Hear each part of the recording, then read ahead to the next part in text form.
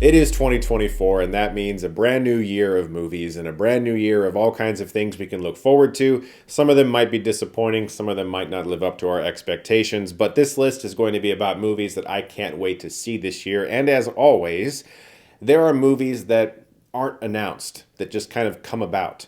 For instance, I had never heard of Mass in 2021, and it ended up being my favorite movie of the year. I had never heard of the first Slam Dunk last year, and it ended up being my favorite movie of the year. That happens all the time. If you had told me that at one point in time Miles Teller was going to have a movie out about drumming, I would be like, okay, I mean, I'll go see it. But that ended up being Whiplash. So you never know. But these are movies that I know are coming out this year, or at least have been announced as coming out this year, and sometimes release dates can change. For instance, Jordan Peele has a movie that some people are putting on their list, and he's spoken about it. It doesn't have a title.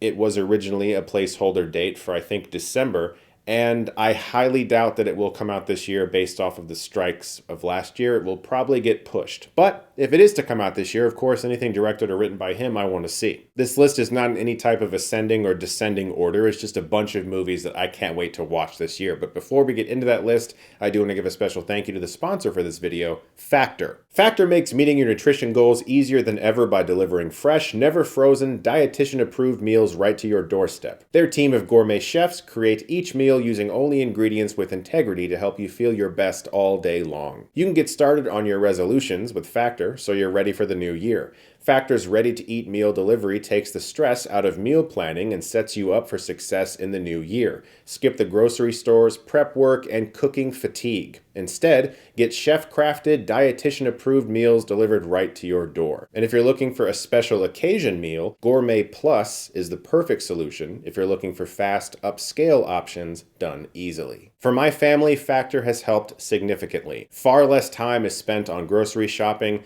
meal prepping, especially with the kids. It's really nice to know that something can be delivered right to your door and you know exactly what you're going to get, and it sort of frees up that mental space that you might use to try to worry about what you're going to do for meals. So head to factor75.com or click the link below and use code Stuckmann50 to get 50% off your first Factor box. That's factor75.com. The code is Stuckmann50 for 50% off your first Factor box. That link is in the description below. Thank you so much to Factor for sponsoring this video. Now for this list, I'm not going to go too in-depth with all of them. I'm just sort of going to mention some things that I'm excited to see about them. Obviously, since I haven't seen the movies, I can't really go into depth about them. So it's also a kind of long list, so I don't want to waste your time and have you sitting here forever as I prattle on about movies I want to see. Argylle is Matthew Vaughn's new movie with an incredibly stacked cast. I've seen the trailers a lot. I'm actually trying to avoid them at this point because I feel like I know more than I need to.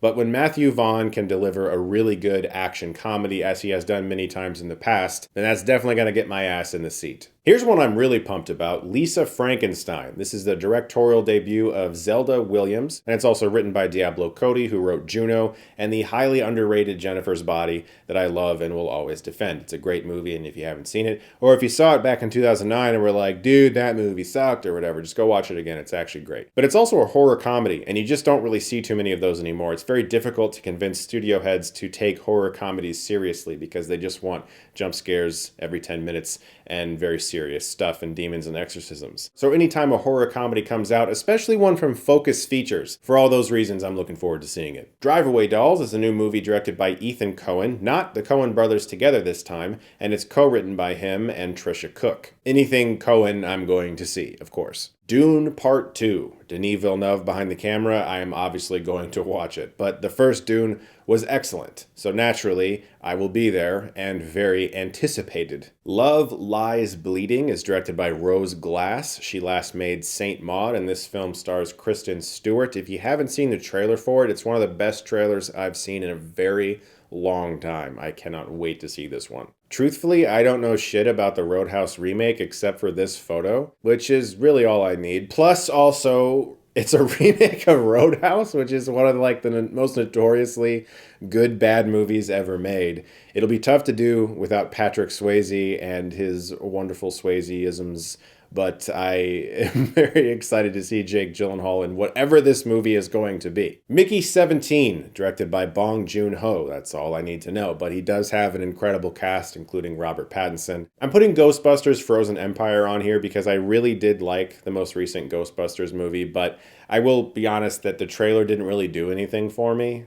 I just want to see it, so I guess it should be on the list. Plus, it's just one of those giant movies that you hope is going to go the right way, but I don't really have any, like, it's weird. It's like, of course I want to see it, but I also wouldn't be sad if I never did. It's so weird to say that, but I don't know. That's kind of where I'm at with that movie. I am very curious about Alex Garland's new film, Civil War. His last film was Men, extremely polarizing and very weird.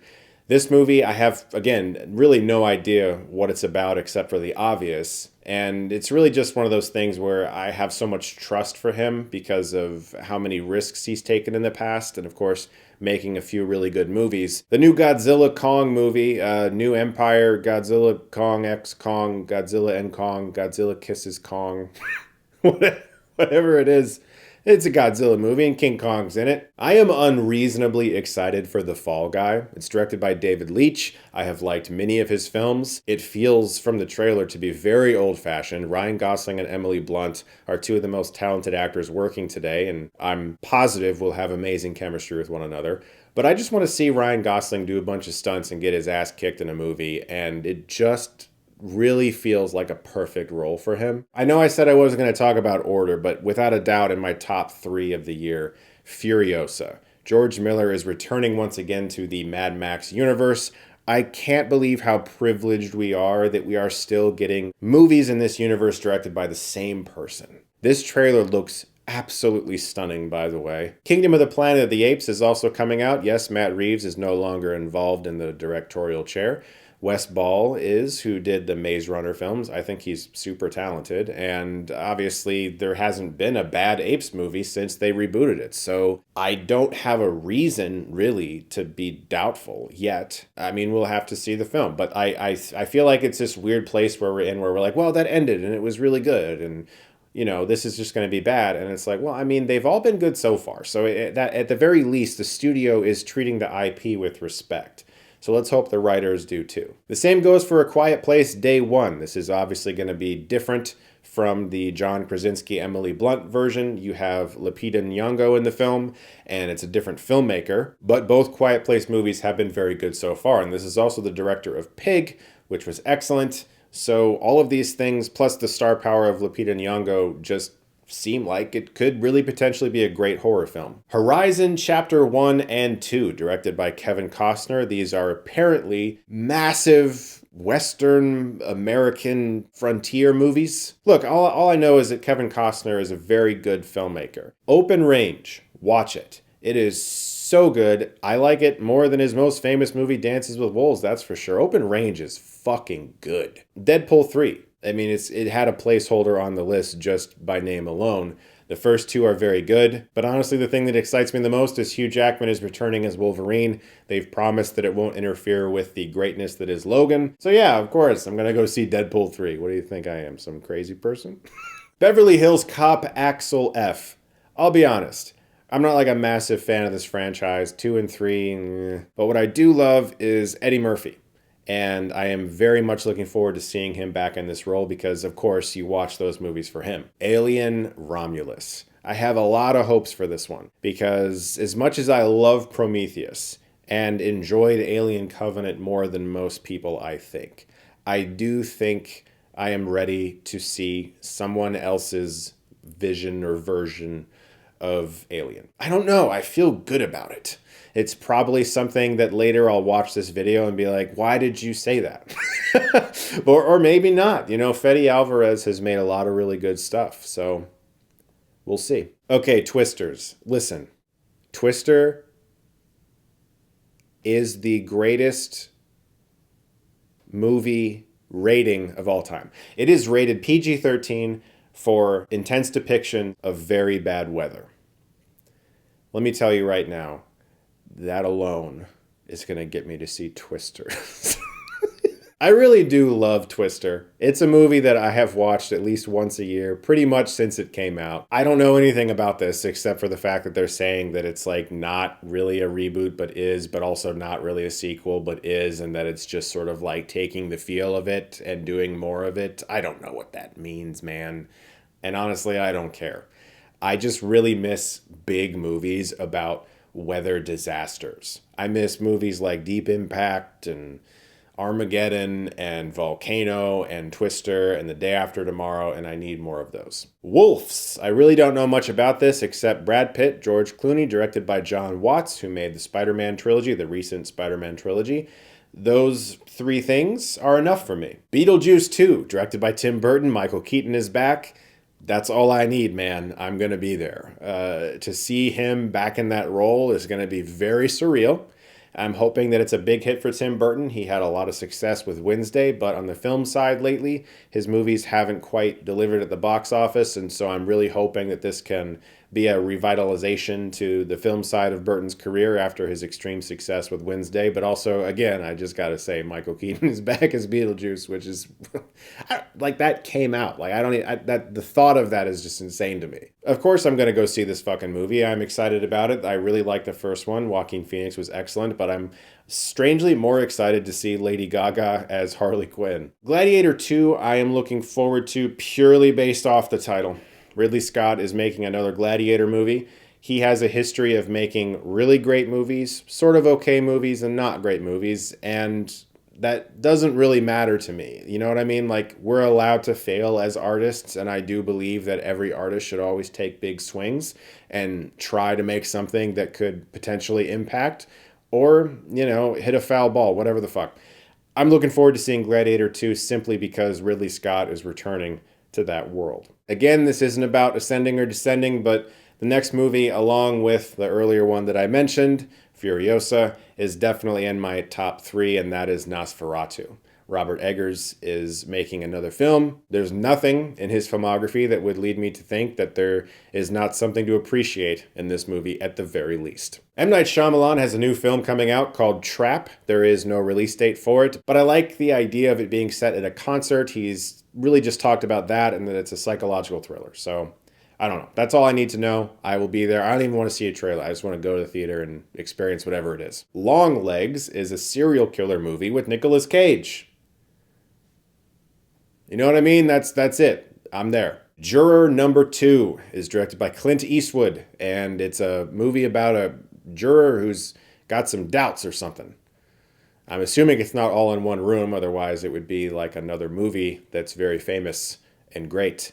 But this one seems like from the set photos that it's probably going to go outside of the courtroom and there's going to be probably multiple days of deliberations, I'm assuming. But the cast is insane. Maxine, starring Mia Goth, is apparently a trilogy closer for X and Pearl. Both films I very much liked, Pearl even more so, so I hope Ty West brings this one home. Hitman, starring Glenn Powell, directed by Richard Linklater, had a big success at some festivals recently. I don't know anything about the movie except for, of course, it's probably about a hitman, and Glenn Powell is charming and a very good actor, and that's enough for me. Havoc is directed by Gareth Evans, the man behind The Raid 1 and 2, and stars Tom Hardy, Timothy Olyphant, Forrest Whitaker. The film was shot in 2021, and reports have suggested that it will come out this year. Based off of Evans' filmography, Tom Hardy's involvement, Timothy Olyphant, Forrest Whitaker, I obviously want to see the movie, and I'm very curious about the very long post-production process and what the reason behind that is. Kinds of Kindness is apparently an already shot Yorgos Lanthimos movie with Emma Stone again, and they are currently in the middle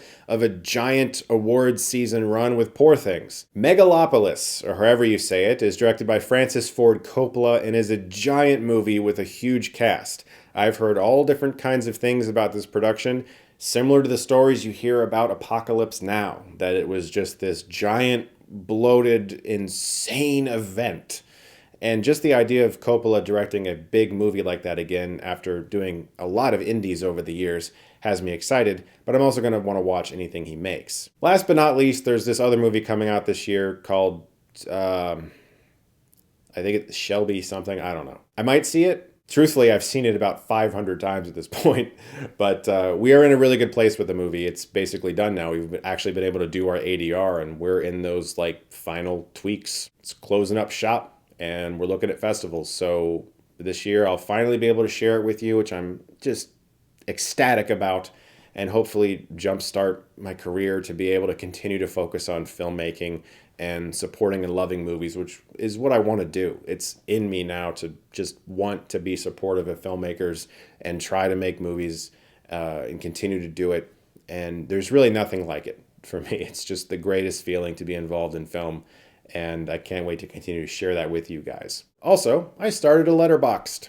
You can follow me or whatever. I don't really talk about movies that much on there. I kind of just log movies. It's not meant to be like a place to interact, you know, for me anyway. I just sort of like, hey, I saw this or whatever. It's positivity only. I'm not going to rate anything below 4 stars. It's a fun platform. I might write a little more on it in the future. I don't know. For now, it's just kind of just something I'm having fun with, logging movies I watch. I watch a lot of movies with my kids, and so you'll see some of that on there. But yeah, I don't know. The link is in the description. Give me a follow if you want. If you don't, I don't care. It's fine. I'm not really going to use it all that much, I don't think. Anyway, guys, those are my most anticipated movies of 2024. Once again, thank you for joining me on this channel for another year, and I can't wait to continue to talk about films in the future. Look forward to more videos very soon, and as always, if you like this, you can click right here and get Stuckmanized.